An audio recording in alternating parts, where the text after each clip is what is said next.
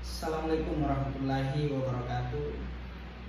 Jumpa lagi dengan saya di channel YouTube Isram Laut. Teman-teman, apa kabar semua? Semoga yang sedang menyaksikan video ini selalu dalam lindungan Tuhan Yang Maha Kuasa. Amin. Oke, baik teman-teman. Topik pembahasan kali ini saya akan membahas tentang tindak pidana asusila, ya. Merupakan suatu peristiwa atau gejala sosial yang sering kita temukan dan jumpai di lingkungan sosial kita, lingkungan masyarakat kita. Nah, teman-teman, ada yang bertanya seperti ini. Dapatkah dijerat hukum orang yang telah melakukan perbuatan asusila atas dasar suka sama suka? Nah, pertanyaannya seperti itu, ya. Oke, baik teman-teman. Nah, ini dalam konteks perlindungan anak, ya, terkait masalah asusila. Di dalam Undang-Undang Perlindungan Anak, ya, tidak mengenal dengan istilah suka sama suka, ya. Nah, jadi norma hukum atau kaidah hukum yang ada di dalam Undang-Undang Perlindungan Anak, ya, berbeda dengan norma hukum atau kaidah-kaidah hukum yang ada di dalam Kitab Undang-Undang Hukum Pidana atau KUHP terkait masalah tentang tindak pidana asusila, ya, seperti itu.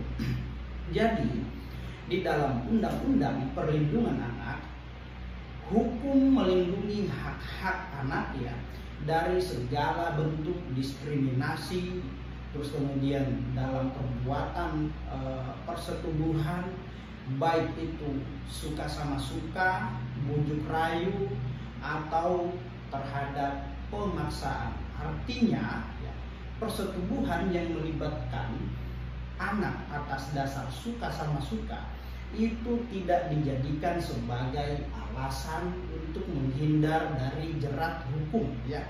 Jelas ya teman-teman. Nah, ini bahasa undang-undang.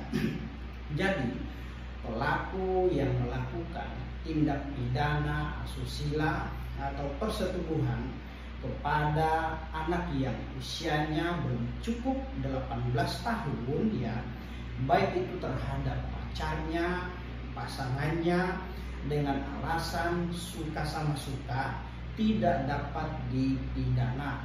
Nah, itu merupakan hal yang keliru, ya teman-teman.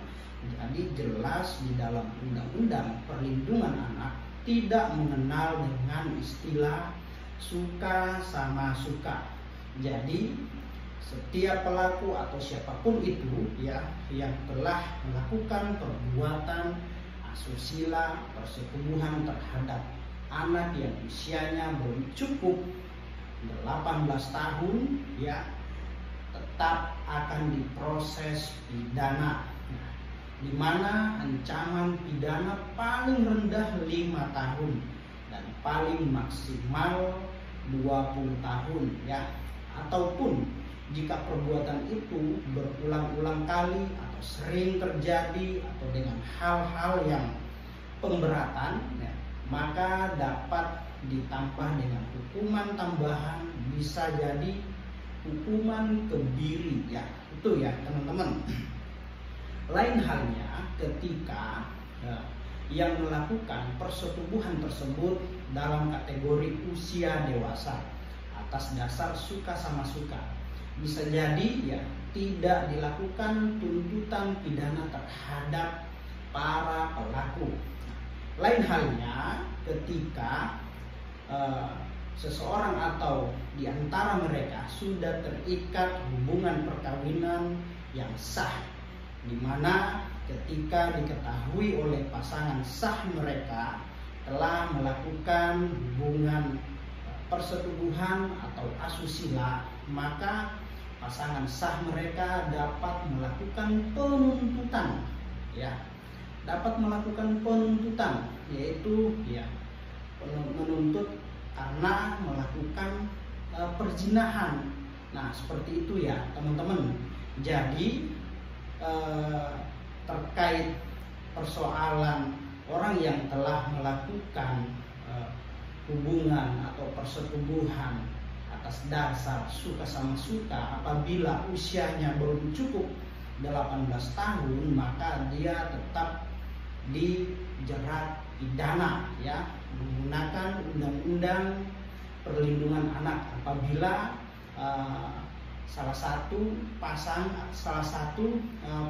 di antara mereka yang usianya belum cukup 18 tahun.